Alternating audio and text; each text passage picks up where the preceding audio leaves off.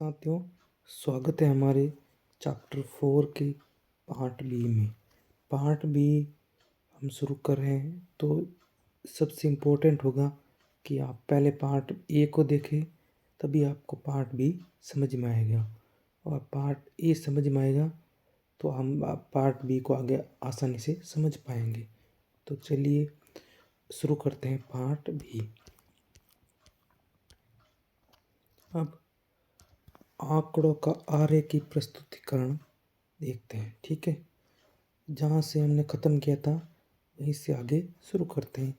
जब आंकड़ों को चित्रों, आरेखों, ग्राफ के रूप में प्रस्तुत किया जाता है तो उसे आरेखी प्रस्तुतिकरण कहते हैं। हमने पहले पाठगत प्रस्तुतिकरण और बारंबारता या आंकड़ों के द्वारा प्रस्तुतिकरण देख लिया था। अब तीसरा है आंकड़ों का आरेखी प्रस्तुतिकरण। ठीक है, इसमें क्या होता है कि जब आंकड़ों को चित्रों के माध्यम से, आरेखों के माध्यम से या ग्राफ के माध्यम से आंकड़े को प्रदर्शित किया जाता है तो इसको आरेखी प्रस्तुतिकरण कहते हैं। इसमें चित्र होंगे, इसमें आरेख होंगे और ग्राफ होंगे, ध्यान में रखना। तो इसको आरेखी प्रस्तुतिकरण कहेंगे। इस विधि में आंकड़े तुरंत समझ में आ जाते हैं। देख लेते हैं चित्र के माध्यम से कि आंकड़ा कितना क्या है तो तुरंत समझ में आ जाता है। जबकि तालिका या पाठ पढ़ने में अधिक समय लगता है। जब पाठगत प्रस्तुतिकरण था तो पूरे पाठ को पढ़ोगे तब भी समझ में आएगा, और तालिका में था तो पूरी तालिका को देखो, एनालिसिस करोगे तो समझ में आएगा। तो सबसे इजी है ये आरेखी प्रस्तुतिकरण समझने में, दूसरे में तालिका और तीसरे में पाठ। ठीक है, अब इसमें क्या विशेषता क्या है इस आंकड़ों के आरेखी प्रस्तुतिकरण की। सबसे पहले कि सरल और आकर्षक दिखते हैं, यानी डब्बे लगे होते हैं तो इसको समझ में आ जाता है कि कौन सा डब्बा लंबा है, कौन सा कम है। ठीक है, और तुलना करना आसान हो जाता है। तुलना करना आसान हो जाता है कि ये डब्बा बड़ा है, ये डब्बा बड़ा है, इसका मान ज़्यादा है, इसका मान ज़्यादा है, तो आराम से समझ में आ जाता है। कम पढ़े लिखे व्यक्ति भी आंकड़ों को समझ सकते हैं, इतने वो बॉक्स बन जाते हैं, चित्र बन जाते हैं, तो कम पढ़े लिखे भी आराम से समझ पाते हैं। आंकड़ों की मुख्य प्रवृत्ति तुरंत स्पष्ट हो जाती है कि प्रवृत्ति, ट्रेंड क्या चल रहा है, बढ़ रहा है, कम पड़ रहा है, क्या हो रहा है, आराम से समझ आ जाती है। ये विधि स्मरणीय, याद रखने योग्य भी रहती है।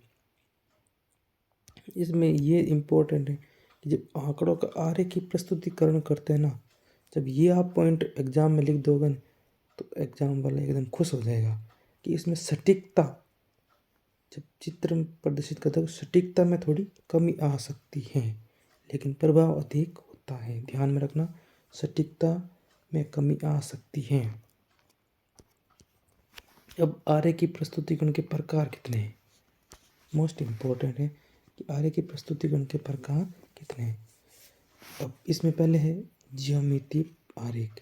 3 प्रकार दिए हुए ज्यामितीय आरेख को देखेंगे। सबसे पहले ज्यामितीय आरेख किसको कहेंगे, ज्यामितीय जो जियोमेट्रिक डायग्राम्स बनते हैं उसको ज्यामितीय आरेख कहते हैं। इसमें क्या क्या शामिल है, इसमें रेखाएं शामिल है, इसमें आयत, इसमें वृत्त। ये तीन ये रेखा के माध्यम से जो प्रस्तुत करते हैं, या आयत के माध्यम से जो प्रस्तुत करते हैं, या वृत्त के माध्यम से प्रस्तुत करते हैं आंकड़ों को, तो इसको ज्यामितीय आरेख कहा जाता है।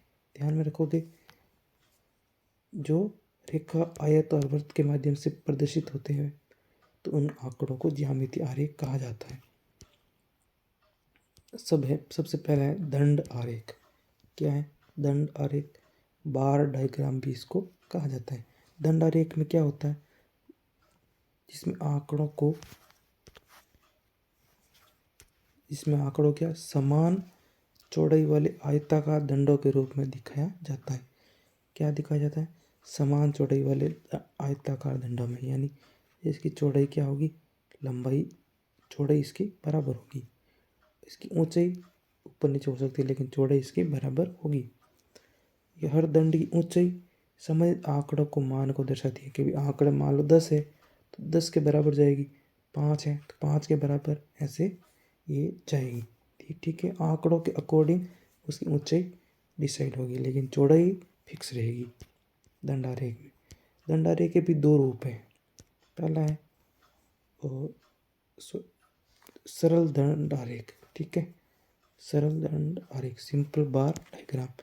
इसमें कि इसके परिभाषा देख लो कि हर दंड किसी एक श्रेणी वर्ग का प्रतिनिधित्व करते हैं और सभी दंड समान चौड़ाई के होंगे और समान दूरी पर बनाए जाएंगे, ठीक है। हर दंड किसी एक श्रेणी वर्ग का प्रतिनिधित्व करेगा, ठीक है, एक वर्ग का प्रतिनिधित्व करेगा और इसके बीच में इसकी चौड़ाई भी समान होगी और इसके बीच में दूरी भी बनाई जाएगी, यानी हर दंड के बीच में दूरी होगी, ठीक है। और जो मान होगा, जो ऊंचाई होगी वो मान के अकॉर्डिंग होगी। ये देख लो इसे, ठीक है। इसकी चौड़ाई, इसकी चौड़ाई, इसकी चौड़ाई, इसकी चौड़ाई लगभग सबकी चौड़ाई सेम है, लेकिन जब ये ऊंचाई है तो ये अलग अलग है। ये मान लो 30% के आसपास है, ये 20%, ये 60%, ये 40%, ये 50 और ये 70। तो जैसा मान है उसके अकॉर्डिंग ये ऊंचाई इसकी हुई है। और सब नोट करना, इनके बीच में क्या है, गैप भी है। सरल दंड आरेख में क्या होता है, गैप भी होता है, ध्यान में रखना इसको। और इसकी चौड़ाई सेम होती है, इसको बोलते हैं सरल दंड आरेख, ठीक है। अब है बहुदंड आरेख, दूसरा है बहुदंड आरेख और तीसरा होगा घटक दंड आरेख, ठीक है। तो अब ये है बहुदंड आरेख, मल्टीपल बार डायग्राम। इसमें क्या होता है, इसमें होता है कि एक ही वर्ग, जैसे कि राज्य, वर्ष, संस्था के लिए दो या दो से अधिक संबंधित आंकड़े की तुलना करनी होती है, तब बहुदंड आरेख बना जाता है। यानी दो दंड या दो से ज़्यादा दंड एक साथ होंगे, ठीक है। एक ही वर्ग के लिए दो या दो से अधिक आंकड़े की तुलना की जाती है। देखना, आप जब फोटो देखोगे ना तो आपको आराम से सीधा समझ में आ जाएगा। इसमें हर वर्ग के लिए एक से अधिक दंड बने जाते हैं। अब देखो, इसमें जब भारत, आपने कभी मैच देखा होगा, तब मैच में देखते हैं कि वो पहले ओवर में मान लो इंडिया ने इतने रन बने तो दूसरी टीम ने इतने रन बने, ये ओवरों के माध्यम से कंपैरिजन करते हैं ना, तो वो इसी के माध्यम से हो जाता है कि 2020 में वो ये दिखाया गया आंकड़े, ठीक है। ये अलग अलग कंपनी के होंगे कि इस कंपनी 2020 में इतना बेचा तो दूसरी कंपनी इतना, 2021 में इतना इसने बेचा तो इसका इतना बेचा, 2022 में ये कंपनी इससे आगे बढ़ गई और ये इसके पीछे रह गई, वापस 2023 में ये कंपनी ज़्यादा सेल कर दी और ये कम कर दिया। यानी इन दोनों के बीच में क्या हो रहा, कंपैरिजन हो रहा, ठीक है, साल और साल दर साल। लेकिन देखो 2020 और 2021 के बीच में गैप भी है, ठीक है, सालों के बीच में गैप भी है।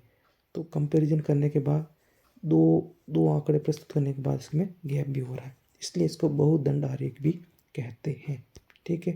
समझ में आ गया होगा। अब देखो, दो वो तथा दो के बीच में कंपैरिजन और ये है चार चीज़ों के बाद बीच में कंपैरिजन, यानी दो से ज़्यादा भी हो सकती है। ये चारों के बीच में है कंपैरिजन, चारों का कंपैरिजन हो गया, फिर गैप हो गया, फिर चारों के बीच में कंपैरिजन। ये 2020 क्वार्टर 1, 2020 क्वार्टर 2 और 2020 क्वार्टर 3 और 2020 क्वार्टर 4 के बीच में कंपैरिजन है, ठीक है। समझ में आ गया, ऐसा मैं मानता हूँ। अब है सबसे इम्पोर्टेंट घटक दंड आरेख, यानी कंपोनेंट सब डिविडेंट बार डायग्राम। ये इम्पोर्टेंट है और समझने लायक भी है। इसमें क्या होता है कि किसी एक कुल में उसके विभिन्न भागों में दिखाना हो तब घटक दंड आरेख बना जाता है, यानी एक के अंदर ही विभिन्न भाग कर लिए जाते हैं, कंपोनेंट्स बना लिए जाते हैं, तो उसको घटक दंड आरेख कहा जाता है, ठीक है। इसमें एक ही दंड में कई हिस्सों में बांट दिया जाता है। अब इसको देखोगे ना, आपको आराम से समझ में आ जाएगा। देखो इसमें क्या दिया गया है, age category of guest at hotel, age category है जो गेस्ट आई है होटल में, ठीक है। इसमें क्या देखें, और ब्लू वाला सीनियर और ये जो लाइट ब्लू वाला अडल्ट और बिल्कुल वाइट वाला चाइल्ड है। तो एक होटल में, एरिस होटल है, उसमें 8 तो है चाइल्ड, ठीक है। और वापस 8 से लगाकर 12.5 ऐसा कुछ तक आंकड़े तक है कि अडल्ट हैं और बाकी वाले सीनियर हैं। यानी एक ही होटल में ये अलग अलग टाइप के लोग रहते हैं, ठीक है। यानी इसको डिस्ट्रीब्यूट कर दिया एक होटल। फिर ब्रिटिश होटल में इसमें इतने इतने लोग रहते हैं। फिर ये मेनलैंड और रेस्ट ऑफ वर्ल्ड, इन अलग अलग एक ही वर्ग के अंदर तीनों का कंपैरिजन हो गया। ये 3 भी कर सकते कंपैरिजन, और भी ज़्यादा, जैसे लेडीज़ का आंकड़ा भी इसमें दिया जा सकता है, ठीक है। ये चीज़ें आपको ध्यान में रहेगी कि एक ही वर्ग के अंदर अलग अलग घटक दे दे, कंपोनेंट्स दे दे, तो उसको घटक दंड आरेख कहेंगे। ओके।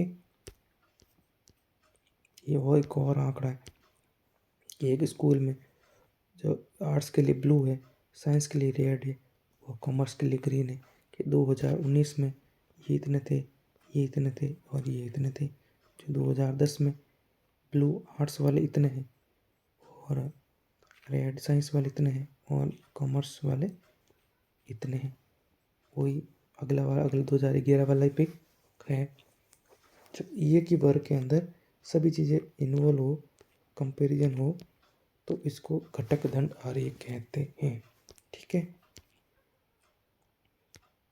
ये था ज्यामितीय आरेख का टाइप। इसमें हमने देखो क्या पढ़ा था, सरल दंड आरेख पढ़ा था, बहुदंड आरेख और घटक दंड आरेख पढ़ा था आंकड़ों का ज्यामितीय प्रस्तुतिकरण में, ठीक है। अब है वृत्त आरेख, ठीक है। क्या है वृत्त आरेख? ज्यामितीय आरेख का वृत्त आरेख क्या है? वृत्त आरेख आंकड़ों का ऐसा आरेखी प्रस्तुतिकरण है जिसमें किसी कुल को एक वृत्त के द्वारा दिखाया जाता है और उस कुल को विभिन्न घटकों में कोणीय भागों में बांट दिया जाता है। यानी एक वृत्त बनाया जाएगा और उसमें उसके टोटल मानों को सर्कल के माध्यम से दिखाया जाएगा। यानी जैसे कि मान लो 50% कुछ और है और 30% कुछ और है, 70% कुछ और है, ऐसे कुछ 20% कुछ और है। तो ऐसे वृत्त के माध्यम से चीज़ों को दिखाया जाएगा। इसको बोलते हैं वृत्त आरेख। ये कैसे निकालते हैं, सबसे इम्पोर्टेंट है, ध्यान में रखना, ठीक है। सबसे इम्पोर्टेंट है। तो जैसे कि मान लो किसी संख्या में मान दे दिया 60, ठीक है। 60 है टोटल मान, ठीक है। अब 60 में से आपको मान लिया कि 30 चीज़ें हैं, और मान लो 32 है ना, 32 चीज़ें हैं। वो क्या है, इसका मान कितने डिग्री होगा, यानी कितने डिग्री का बनाना है, तो उससे क्या किया जाता है, 360 डिग्री से गुणा किया जाता है। जितना उत्तर आता है उसे उतना डिग्री का एंगल बना दिया जाता है, मान दे दिया जाता है, ठीक है। ये उसका सूत्र है कि जितने घटक हैं उसको ऊपर रखना है और कुल मान को नीचे रखना है और 360 डिग्री से गुणा कर देना, ठीक है। तो ये कोण निकल के आ जाएगा और कोण के अकॉर्डिंग उसका मान रख देंगे। पूरा वर्ग कितना डिग्री होता है, 360, इसलिए 360 से गुणा किया जाता है और 1% का मान 3.6 डिग्री होता है, ठीक है। जितने परसेंट निकलता है उसका 1% हो, 3.6 डिग्री इसका मान होता है। इसमें देखो एग्जाम्पल दिया हुए हैं बुक में, हमने उसी का एग्जाम्पल लिया है कि भाई टोटल 102 बच्चे थे, नहीं लोग थे, उसमें से तो देखो 9 है सीमांत श्रमिक, तो 9 का क्या किया, 9 लिखा, फिर 102 लिखा, ठीक है, और 360 डिग्री से गुणा कर दिया। कितना कर दिया, 360 से। पहले परसेंट निकाला इंटू 100 से, तो इसका क्या 8.8% आया, और फिर डिग्री निकाला तो 32 डिग्री आया, ठीक है। फिर 31 थे, वैसे 9 को हटा के कितना लिख दिया, 31 लिख दिया। तो 100 से गुणा किया तो परसेंट निकल गया, ठीक है। और 360 डिग्री से 360 से किया तो डिग्री निकल गया, ठीक है, कोण निकल गया। वैसे ही 62 का किया और परसेंट निकला तो इतना हो गया, डिग्री निकाला तो इतना हो गया। फिर इसको पाई चार्ट में ये दे दिया कि ये पाई चार्ट में ये है 31 करोड़ 9 करोड़ 62 करोड़, ठीक है। इसको मान रख दिया जो हमने ऊपर सारणी देख दी। अब है बारंबारता आरेख, ठीक है। फ्रीक्वेंसी डायग्राम क्या होता है, हमने पूरी एनसीईआरटी के मेन टॉपिक उठाया है और कोशिश करी है कि आपको झट से समझ में आ जाए, आपको कहीं और जाने की ज़रूरत नहीं है और बिल्कुल सरल शब्द में कंप्लीट समझ में आ जाए। आपके दिमाग में ऐसा चित्र बन जाए कि बारंबारता आरेख क्या होता है, तो हाथों हाथ ये चित्र बनना चाहिए, इसको बारंबारता आरेख कहा जाता है। तो चलिए समझते हैं। जब समूहित बारंबारता वितरण के आंकड़ों को आरेखों के रूप में दिखाया जाता है तो इसे बारंबारता आरेख कहा जाता है। जब समूहित बारंबारता वितरण को आंकड़ों को आरेख के रूप में दिखाया जाता है तो उसे बारंबारता आरेख कहते हैं। चलिए समझते हैं,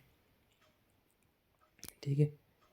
तो इसमें आंकड़ों को दिखाने के लिए सामान्यतः ये आरेख प्रयोग किए जाते हैं। क्या क्या कहे जाते हैं, आयत चित्र को हिस्टोग्राम भी कहते हैं, बारंबारता बहुभुज, ठीक है, फ्रीक्वेंसी पॉलीगन और बारंबारता वक्र, इसको फ्रीक्वेंसी कर्व भी कहते हैं। इनके माध्यम से एक और है कि ओजायु, ठीक है, वो ओजायु को भी हम समझेंगे। चलिए एक एक करके शुरू करते हैं बारंबारता से। अब है सबसे पहला बारंबारता का है ये आयत चित्र, क्या है, हिस्टोग्राम। ध्यान में रखना, आयत चित्र एक ऐसा आरेख है जिसमें क्या किया जाता है, एक्स अक्ष पर वर्ग अंतराल होते हैं, यानी इसमें दो चित्र होते हैं। ये तो बोलते हैं इसको एक्स और इसको होते हैं वाई, और वाई अक्ष पर बारंबारता की ऊंचाई दिखाई देती है ये, और इसमें मान भी होते हैं कि कितना क्या होता है, ठीक है। फ्रीक्वेंसी बारंबारता, मान लो बारंबारता 6 है तो 6 के अकॉर्डिंग लाइन खींची जाएगी, 8 है तो 8 के अकॉर्डिंग, ठीक है। ये इसमें वाई होगा, इस तो वाई में बारंबारता का मान देखा जाएगा। और इसमें ये भी ध्यान रखना कि जब आयत चित्र होगा ना हिस्टोग्राम में, इसमें सटे हुए आयत बनाए जाएंगे, ठीक है। ऐसा नहीं है कि वो सरल दंड आरेख की तरह इसके बीच में गैप होगा, इसमें गैप नहीं होता। आयत वक्र में वह गैप नहीं होता, ध्यान में रखना। और ये दे दिया इसमें कि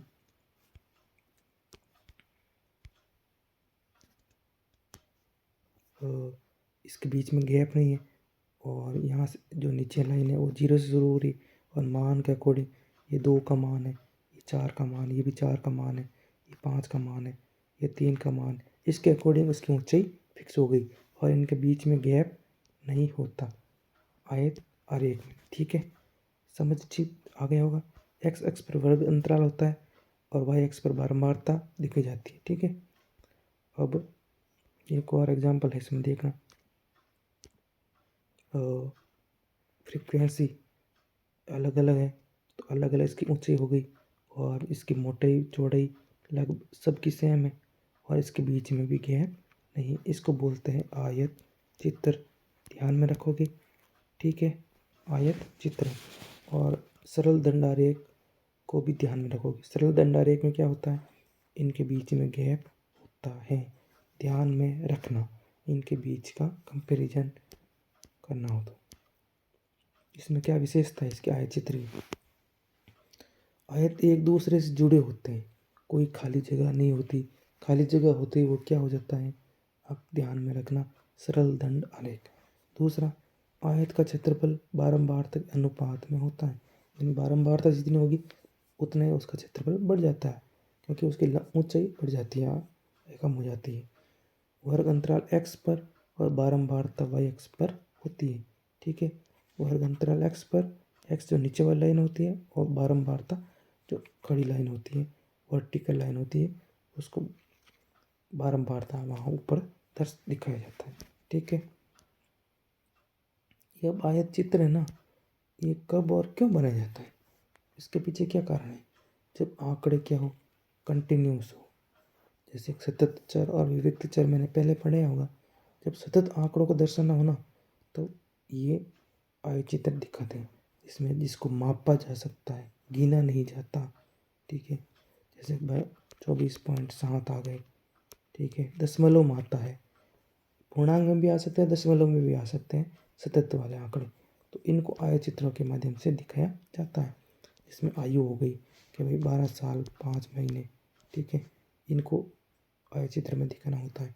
मजदूरी होगी 15,600 रुपये, कद वजन, ये सब पॉइंटों में आ जाते हैं, तो इसको आयचित्र में दिखा जाता है। अब क्या है मोस्ट इम्पोर्टेंट, बारंबारता बहुभुज। आयत चित्र में तो क्या है, तो आयत के नाम से इसे बना सकते हैं कि आयत चित्र ऐसा बनता है नॉर्मल। लेकिन बारंबारता बहुभुज नाम सुनते हैं ना तो हमारा दिमाग में ऐसा कुछ चित्र बनता नहीं। इसको क्या थोड़ा ध्यान में रखना होता है और एग्जाम में भी आता रहता है, तो इसको अच्छे से थोड़ा ध्यान से देखना तो समझ में आ जाएगा। बारंबारता बहुभुज सीधी रेखाओं से बना आरेख होता है जिसमें विभिन्न वर्गों की बारंबारता को उसके वर्ग मध्य क्लास मार्क पर बिंदुओं के रूप में दर्शाकर उन बिंदुओं को सीधी रेखा से जोड़ दिया जाता है। समझ में आया? एक बार वापस पढ़ते हैं।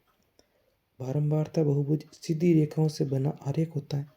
देखना, सीधी रेखाओं से बना आरेख होता है जिसमें विभिन्न वर्गों की बारंबारता को उनके वर्ग मध्य यानी 20 और 30 का वर्ग मध्य क्या हो जाएगा 25।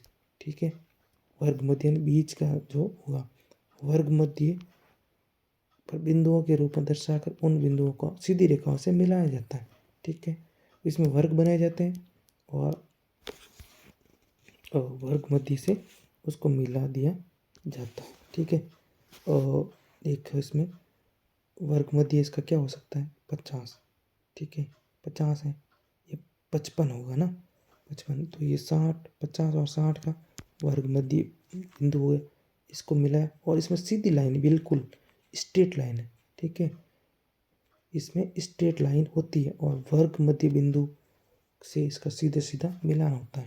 ठीक है, अब इसको क्या कहेंगे, ध्यान में रखना, बारंबारता बहुभुज फ्रीक्वेंसी पॉलीगन किसको कहेंगे, जो वर्ग मध्य बिंदु क्लास मार्क बिंदु सीधी रेखाओं का बना होता है।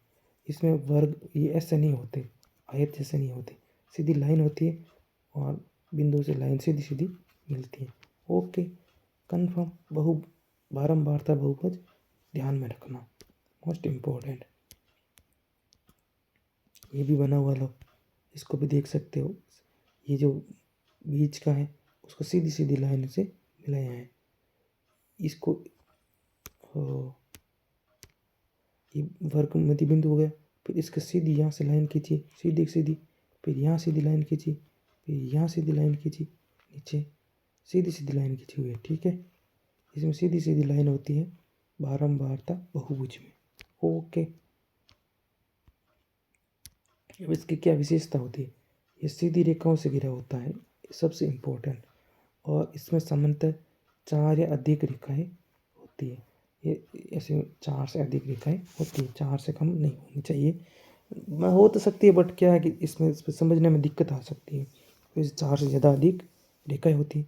आयत चित्र का विकल्प भी होती है, क्योंकि आयत नहीं बना के इसको सीधी रेखा भी प्रस्तुत किया जा सकता है, तो आयत चित्र का हिस्टोग्राम का एक ऑप्शन भी माना जा सकता है।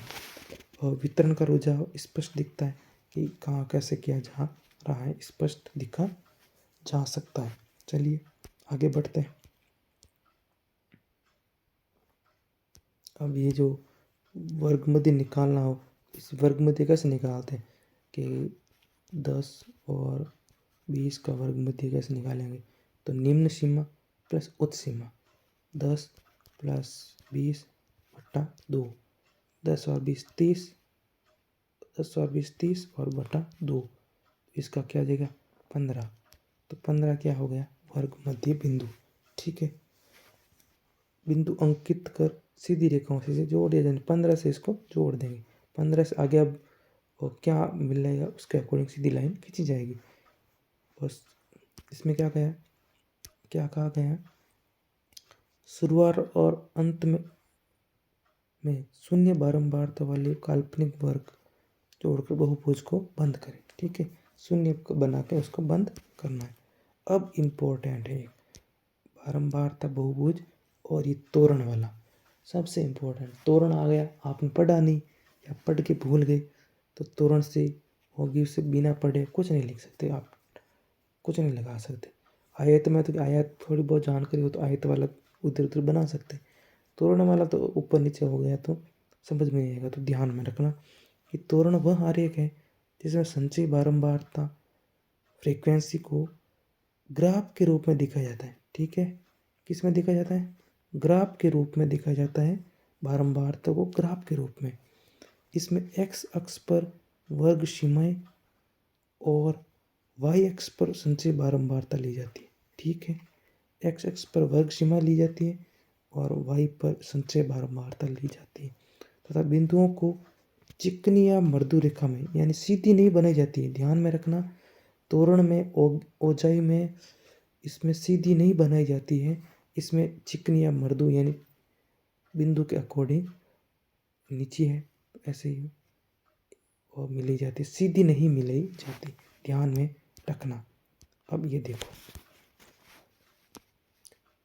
बारंबारता वो था बहुभुज तो उसमें सीधी थी, इसमें सीधी नहीं है। देखो ये मूर्ति मूर्ति सीधी नहीं है, ये मूर्ति मूर्ति रेखा है, तो ये इसका ओजाई या तोरण इसका कहलाता है। ध्यान में रखना, ये होता तो लगभग, और इसमें ध्यान इसमें भी मध्य बिंदु निकाला जाता है, लेकिन इसमें क्या होता है, सीधी रेखाएं नहीं होती, सीधी रेखाएं नहीं होती। इसमें टेढ़ी या इसको इसमें बोला है मृदु मृदु रेखाएं होती है, सीधी नहीं होती। ध्यान में रखना ऊंचाई या तोरण को। है तो बड़ा इजी, लेकिन इसके शब्द इस टाइप के हैं तो कंफ्यूज कर सकता है। अब इसको कैसे बनाते हैं? दी गई सारणी से बार बार तालिका बनी पहले, सबसे पहले, और तालिका के अकॉर्डिंग एक्स अक्ष पर वर्ग सीमाएं और वाई अक्ष पर संचय बारंबारता ले ले। फिर बिंदु अंकित कर दे और बिंदुओं को मृदु स्मूथ बनाए ना, ऐसे स्मूथ पॉइंट ये है, इसे सीधी नहीं बनानी, ऐसे सीधी नहीं बनानी, मृदु वक्र बनाना इसको तोरण में शामिल होता है। ठीक है, और ये जो बनेगा वो तोरण बन जाएगा। इसमें क्या होता है, विशेषता क्या है? आयत चित्र और बहुभुज से भी बनाया जा सकता है। ठीक है, बहुभुज में तो क्या है, सीधी सीधी, और इसमें टेढ़ी, और ये वितरण की संचय रूप दिखाता है। तुलना और विश्लेषण में उपयोगी होती है। ठीक है, अब है अंक गणितीय रेखा चित्र क्या है? अंक गणितीय रेखा चित्र हमारे एनसीईआरटी का अब अगला टॉपिक है। अंक गणितीय रेखा चित्र क्या है? ध्यान में रखना, ये हमने आरेख के देख लिया है। अब अंक गणितीय रेखा चित्र वह आरेख है जिसमें काल श्रृंखला टाइम सीरीज आंकड़ों को रेखाओं की सहायता से प्रदर्शित किया जाता है। ठीक है, अंक गणितीय रेखा चित्र में काल श्रृंखला को आंकड़ा को रेखाओं की सहायता से प्रदर्शित करते हैं। देखो इसमें क्या क्या होता है, और एक्स अक्ष पर क्या होता है, इसमें समय, वर्ष या माह, तिमाही आदि एक्स अक्ष पर होता है। ठीक है, और वाई अक्ष पर क्या होता है, आंकड़ों के मान, आंकड़ों के मान दिखते हैं वाई अक्ष पर। ठीक है, वो वाई अक्ष ये वाला, एक्स अक्ष जो हॉरिजॉन्टल होता है उसको एक्स अक्ष कहते हैं। ठीक है, फिर बिंदुओं को मिलाकर बनी और रेखा समय के साथ परिवर्तन या रुझान दिखाती है। अब ये देखो, ये है अंक गणितीय प्रदर्शन, इसमें टाइम दे दिया।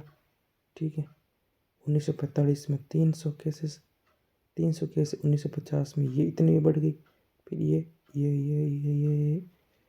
ऐसे ऐसे बढ़ती जा रही है, फिर नीचे गिर रही है। इसको बोलते हैं टाइम के अकॉर्डिंग अंक गणितीय और रेखा चित्र। ठीक है, अंक गणितीय रेखा चित्र, ये जो डबल बहु रेखा गणितीय हो गई, रेखा चित्र हो गए, इसमें ये भी दिख रहा है और ये भी साथ साथ में कंपैरिजन के लिए दिख रहा है कि शुरू में इनके दोनों के बीच में क्या था, ज़्यादा गैप था, और अंत में जाके मिल रहे हैं आपस में। अब इसमें पेज में एक एग्जांपल दिया गया हमारे बुक में कि तालिका भारत के निर्यात और आयात 100 करोड़ रुपए 1993-94 में, 2013-14 के आंकड़े। और इसमें एक रेखा पर निर्यात दिखाया गया और एक पे आयात, ये दिखाया गया है। ठीक है, अब इसकी क्या विशेषता है अंकगणितीय रेखा चित्र की? इसकी क्या विशेषता है कि समय के साथ परिवर्तित दिखती है कि भाई 1994 में क्या हुआ, ठीक है, फिर 2020 में क्या हुआ, इसके बीच में कंपैरिजन दिखता है। उतार चढ़ाव आसानी से दिखते हैं। तुलना दो या अधिक श्रृंखला इसे तुलना आराम से हो जाती है, देखने में सरल और प्रभावी होते हैं। तो ये हमारा और लास्ट टॉपिक था इस पार्ट का। ठीक है, अंकगणितीय रेखा चित्र। और मुझे लगता है कि आपको स्पष्ट तरीके से समझ में आ गया होगा। तो समझ में आ गया है तो आप लाइक बटन दबाना और हमें बताना कि कैसा लगा कमेंट बॉक्स में। तो मिलते हैं नए चैप्टर पर, चैप्टर 5। ठीक है, तब तक अपना ध्यान रखना, तैयारी करना और बाय बाय।